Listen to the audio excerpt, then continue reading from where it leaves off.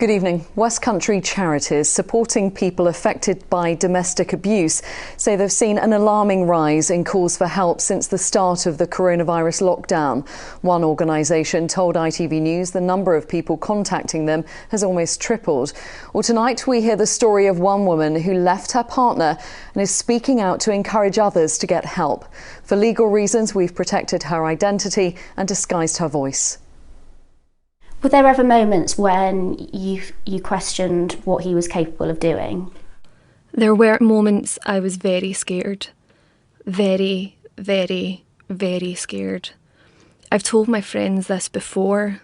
It was frightening sometimes, and because he wasn't a small man, he would get right almost nose to nose with you, screaming, and he was bright red with anger in your face. Emma considers herself lucky enough to have found a refuge before lockdown started. He would throw things. I should have learnt then. Should have walked away then.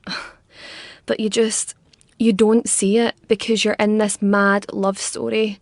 You think it's perfectly normal. For people being abused, it can feel like there's nowhere to hide. We aren't using Emma's real name or voice to protect her identity, but she wants to tell her story in the hope it will encourage others to get help.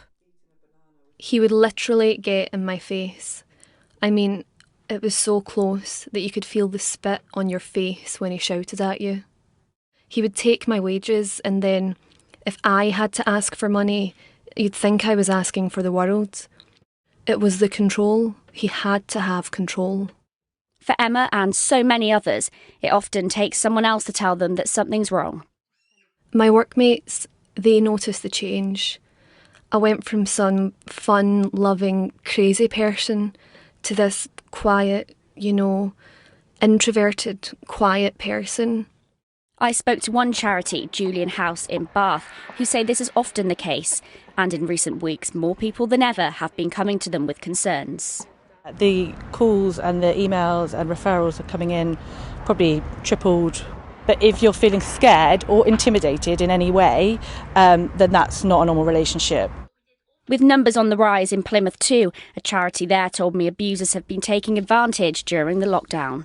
So the message that we've been really keen to get across to everybody is that fleeing domestic abuse is classed as essential travel. We're hearing from our victims that perpetrators are using it against them, telling them that because they're in lockdown, there's nowhere they can go, no support they can access, and if they leave the house, then they're going to get in trouble for doing so. Absolutely not the case. While charities across the West Country have reported a rise in the number of people contacting them to access support, well, police forces too have put extra resources into making sure that support is available to anyone who needs it.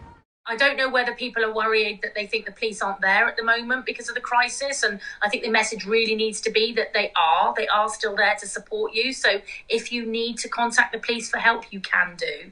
And it's also one of the reasons why we've set up, and a number of forces have got it, we support the Victim Care 24/7 web chat that you can go online any time of the day or night and speak to somebody.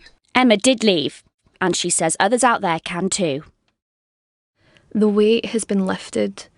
I feel like I'm getting my old self back and returning to being normal again. Get out. Once you get out, you won't look back.